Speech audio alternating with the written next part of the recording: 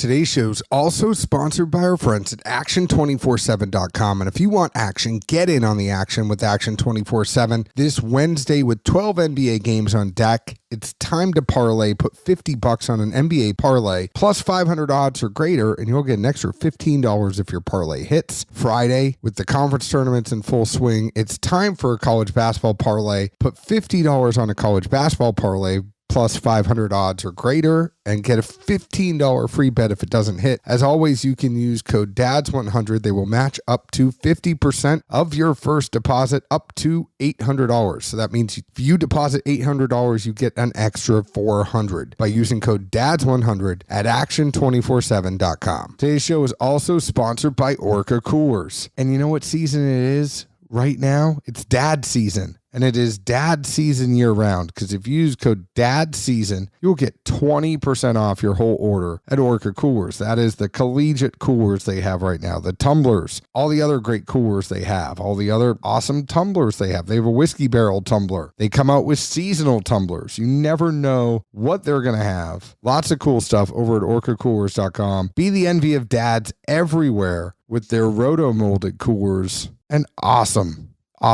products. So go ahead and use code DADSEASON. You'll save 20%. Tell them we sent you. Last but not least, today's show is sponsored by Distilleryproducts.com. If you are a store, a distillery, a bourbon group, or maybe you're a podcast like us, go ahead and go to Distilleryproducts.com. They have wholesale pricing, some of the best in the whole entire biz, and you can get laser etched glassware at those wholesale prices. They also have awesome swag. They've partnered with mirrors, so there's some cool tumblers and things that you could put your logo on. Go see the crew, see Carson, see Janie, Vicky, the whole family over at Distilleryproducts.com. Have we talked about Whataburgers coming to Tennessee? Is it bad that I forget if we have or not?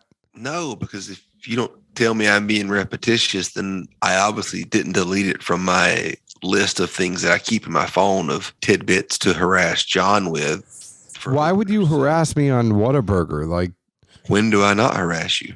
But I don't think there's anything. I'm not known for like being a Whataburger patron. The only time I've ever really had Whataburger was my old company had an office in Houston, and they're very big in Texas. But there was also an In-N-Out burger, when I went to Austin. If I was in Austin, I was going to In-N-Out over Whataburger. I mean, I just think it's fair to say if you and I are conversing on the fly, it could easily be perceived as harassment most days. Yeah.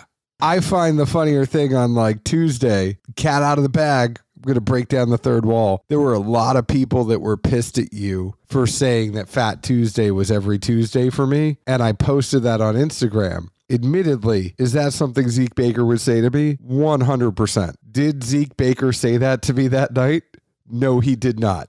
Did I come up with it and text Zeke and say, I'm going to post this on Instagram? And he did not object? Yes.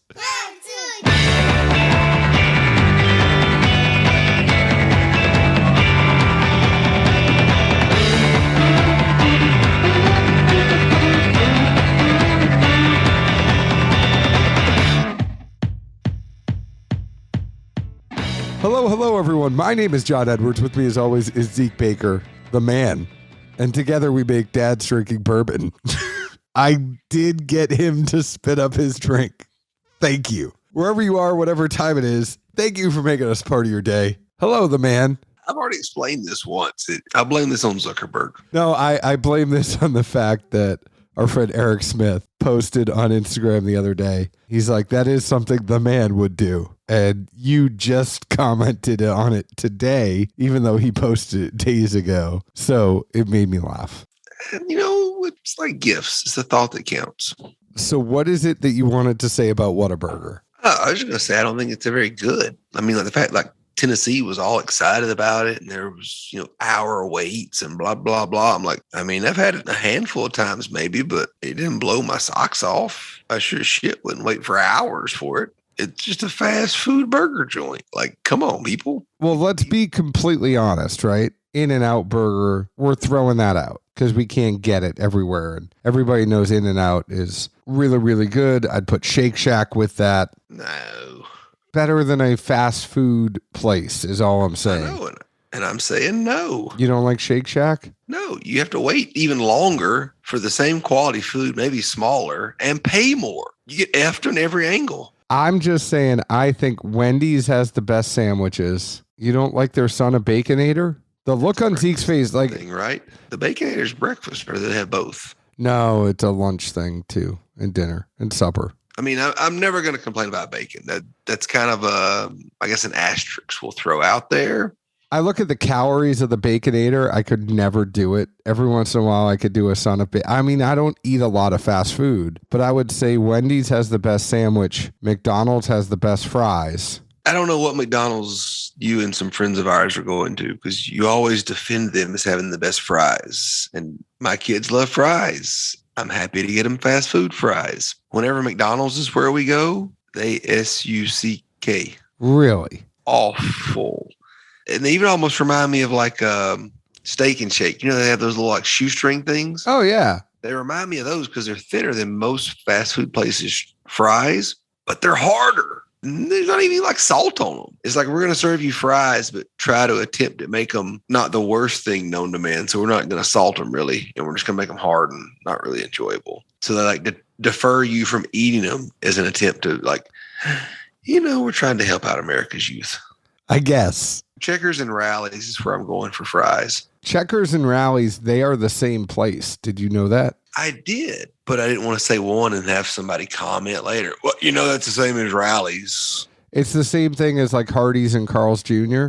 So depending on where you are in the country, if you are north of the Mason-Dixon line, it's Rally. If you're south of the Mason-Dixon line, it's Checkers. I like their seasoned fries pretty well. That or Arby's curly fries is where I'd go fast food. Burger, I'm not really sure if any of them are great other than In-N-Out. Like, it just is really damn good.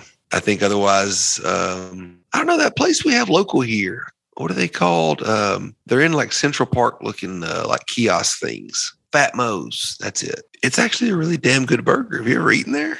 Fat Mo's is awesome. But no, I think if it was in terms of like fast food burgers, I would almost just say like find something local. Everyone has a local place in their town. Like where I grew up was called the Burger Shack. As far as a fast food burger, it was inevitably better than anything that was chain or whatnot, Yeah. That's about all I got to say about that, though. All right, Forrest, let's move on. I feel like our banter was like a solid 4 out of 10 tonight. So we have to pick it up for the show because that was kind of weak. I mean, we tried. We were very ADD, had a few different places. Well, maybe folks, sound off at some point in the Facebook group or on Instagram with where they're from and their favorite burger joints that are local. And should we hit the road one day, we know where to go. Maybe we should do that. We should get like a map. We could do an app. Maybe that's how we make money because we don't make money from a podcast. Anybody who thinks we make money, we are not in this for money. This is not a money-making venture for us. I mean, I figure if we can travel the country and eat burgers for a month, it wouldn't be great in certain ways, but it'd be fun. It would be a whole lot of fun. Let's move on. Blind Barrel sent us something. This is right up our alley. They sent this to us. They have these kits. They're quarterly. The next time to sign up for one. So you can sign up for the next kit until Friday. After Friday, you're going to have to wait till the next quarter. So this is coming to an end real soon for quarter one.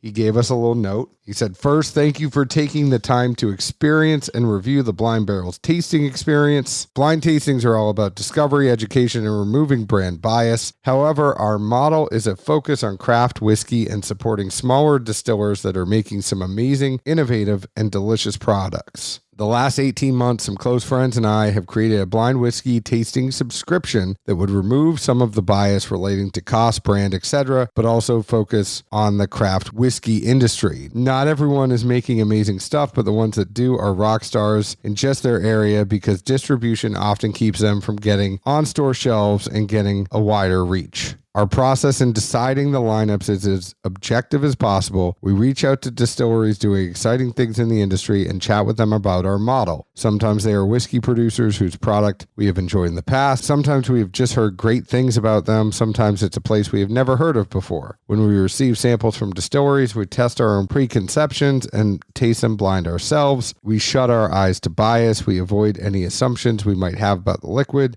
and we select those that pass our rigorous standards. So with each box, we aim for diversity in mash bill and proof level, and only the best in American craft whiskey. We hope you enjoy these offerings. So this is from Bobby DeMars. Thank you, Bobby. Thank you, Blind Barrels, for sending us this kit. What I will say about this kit is I like it because this is very similar to one of those episodes where listeners send us a blind. This is right up our alley. There are 4 whiskeys here. What I like about this, and we need to figure out how to do this with our show, is they have a QR code.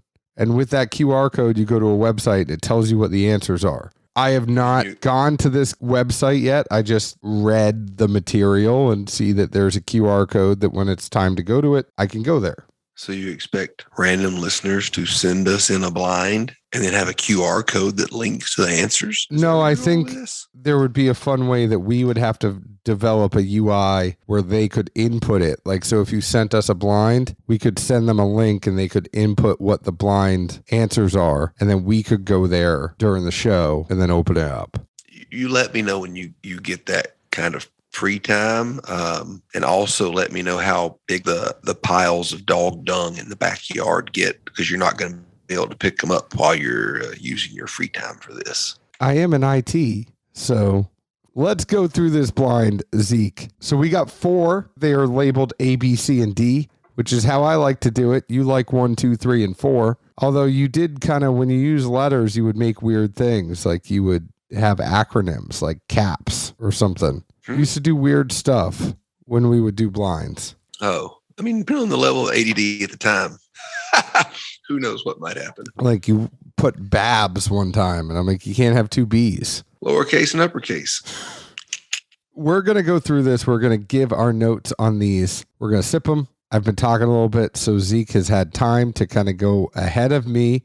And then while he gives me his answers, I will then give mine. We'll talk about these one by one. Do you want to reveal it as we go, Zeke, or do you want to wait until we get to the end and then reveal it? I mean, we both know I'm not very tech savvy, but I will assume once you click that QR code, it doesn't show them one at a time and you have to like click to see the next one, or there's a way to do it progressively. It shows one at a time. Oh, really? Would you like to do that? We normally don't get to do that. Yeah, I think if it does that, that's easier for listeners. I just, was trying to save face from you, sneaking a peek. So I'm showing it to Zeke through this, and obviously y'all can't see it, but there is a click to reveal sample A, click to reveal sample B. I am not going to click these until things are done. So I promise you, Zeke, I will stay in the spirit of the show. Let's go through what did you get for A?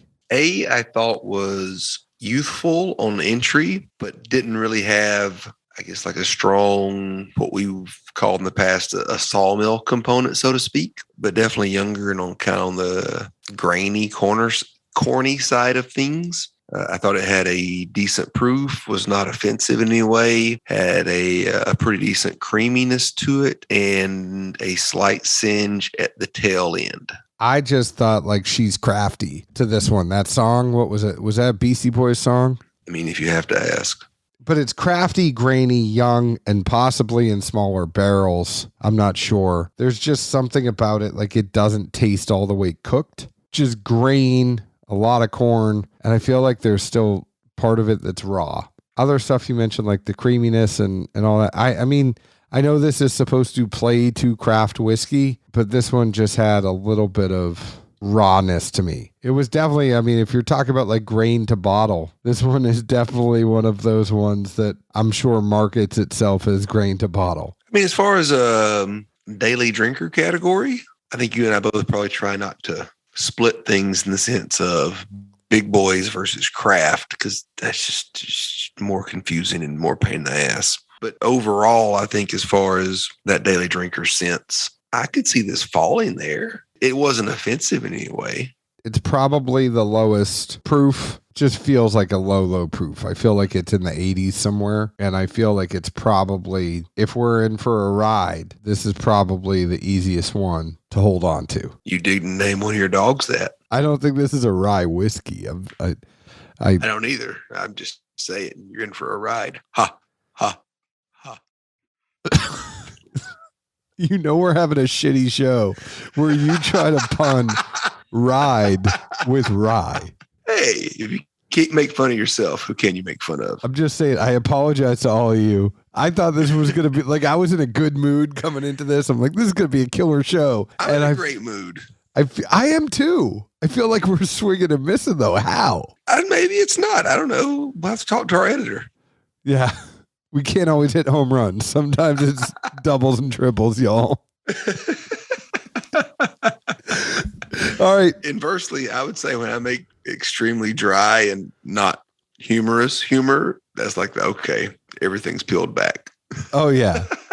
Sample A, Black Button Distilling, 4-grain straight bourbon, 84 proof, 2 years old. We've reviewed this before on the show. 60% corn, 20% wheat, 9% rye, 11% malted barley, 100% New York State grown. You said Black Button? I don't remember that. But yeah, we've done an episode on them. You mean to tell me this bourbon's made in New York City? But I mean, shit, a 2-year wheater? Oh, it's a 2-year 4-grain, but yeah. Oh, sorry. What was the wheat percent? 20%.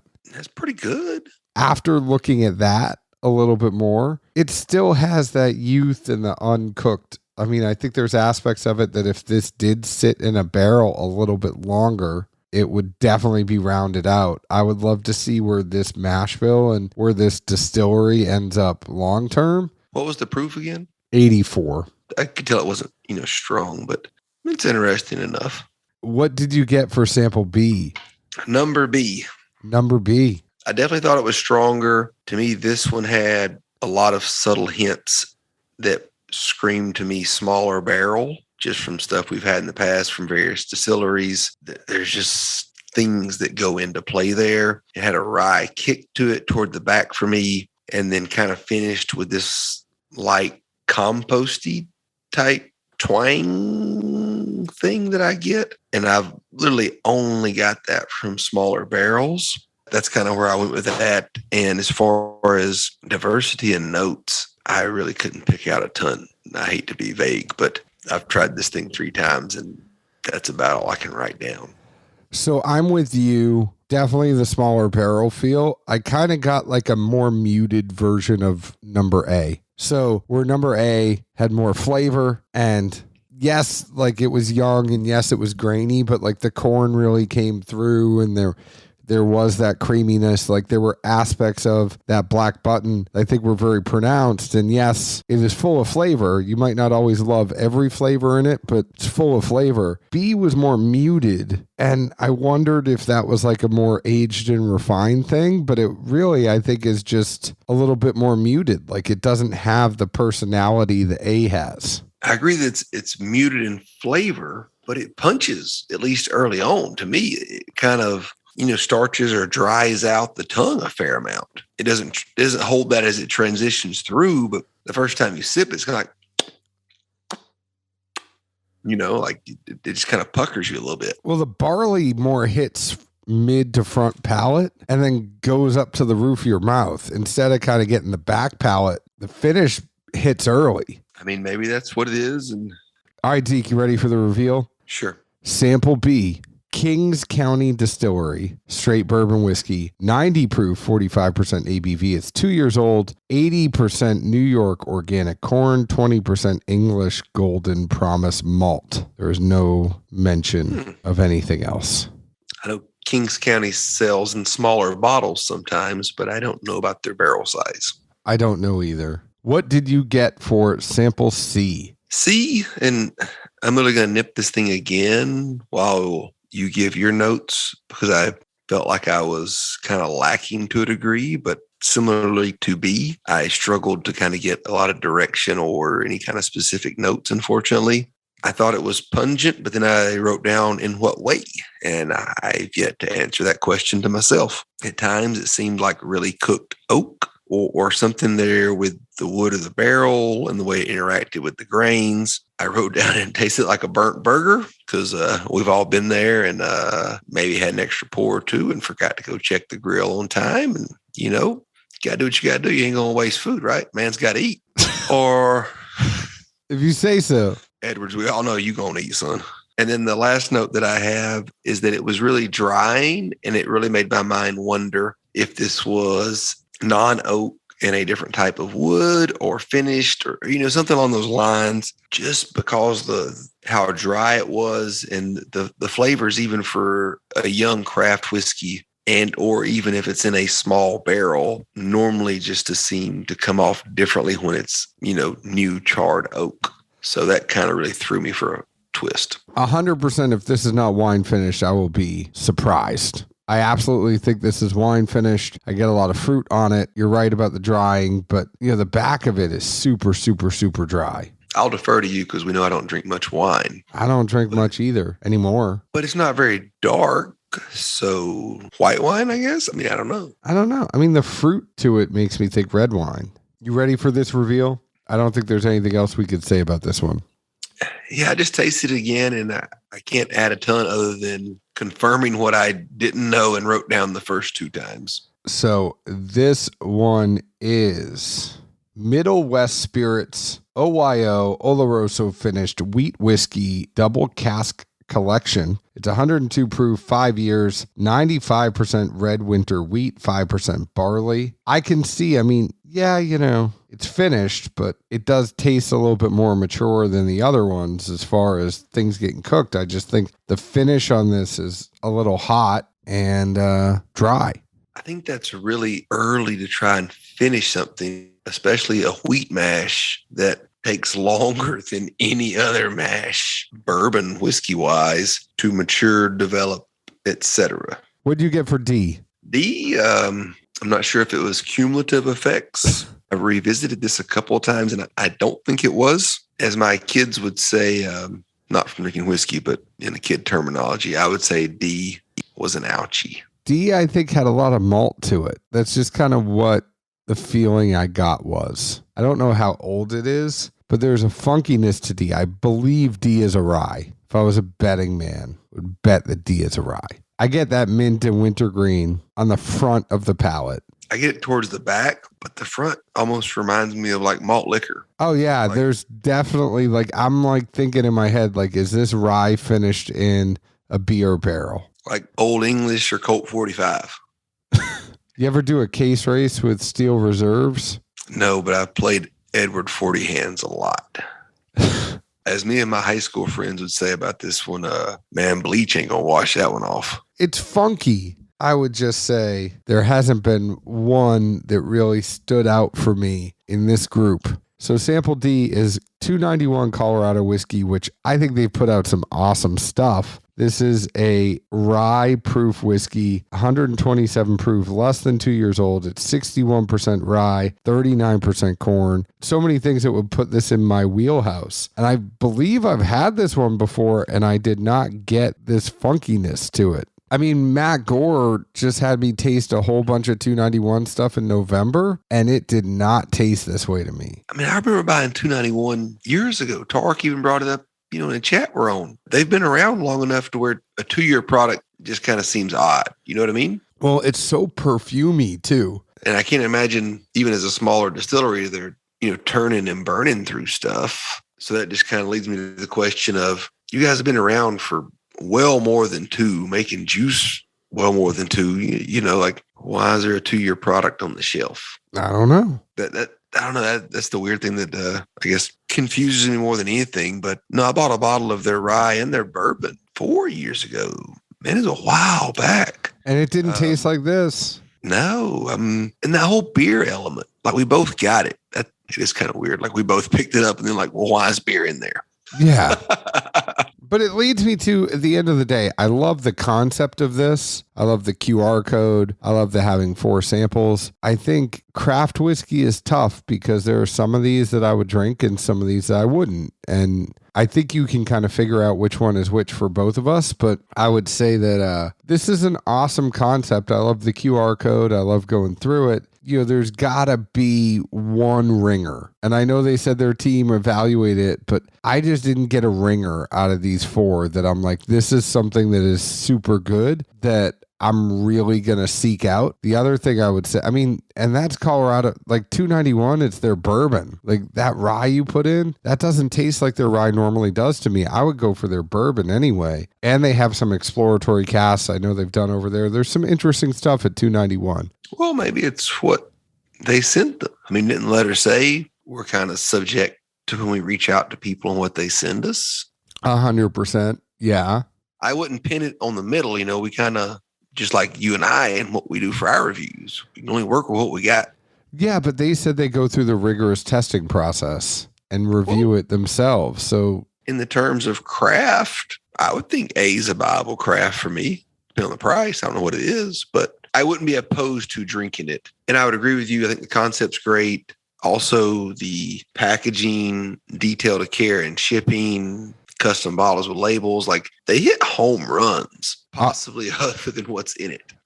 I mean, 100%. And I think it's going to be one of those things where you need to be a little more discerning, maybe as to what actually ends up in the bottles. I know that we had a blind that nobody else had. So the people that are posting it, you see it on Instagram right now, we have a different blind than they had. I love the concept. I think for it to continue, the hardest part is finding those craft distilleries that actually still make good craft whiskey. Well, and maybe just factor in the bottom shelf some. You and I have done shows on it, and Lord knows how many posts in Bourbon R and other forums have been, what's your favorite from the bottom shelf? Grabs one bottom shelfer per quarter or whatnot. I mean, there's endless opportunities. Bourbon itself, whiskey, etc., is obviously growing leaps and bounds. So I don't think they're going to run out of options anytime soon. But yeah, I kind of agree with you. I think I would put something in there a little more surprising.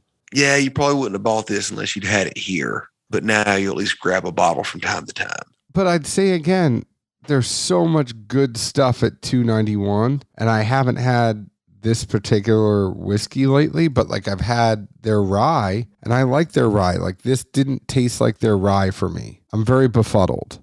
I would just say like kudos Blind Barrels for the concept, kudos for the concept, kudos for the marketing and the presentation and all that stuff. I just think the juice has to live up. I mean, if people are paying a subscription, I know showcasing craft is kind of a passion. You can't always throw Buffalo Trace products in there. But what I would probably say too is the grouping of how these are together. These went in order, direct order of 84 proof, 90 proof, 102 proof, and 127 proof. So you're basically working up by proof. Maybe you should have put stuff that was all 110 and over in one that was 90 to 100 in another blind, and then have 80 to 90 in its own blind. Like there has to be some logical ways that you're grouping things together, or certain whiskeys are going to overpower the tasting you had on the other ones. Well, I mean, most people say if you're going to do a tasting, work your way up.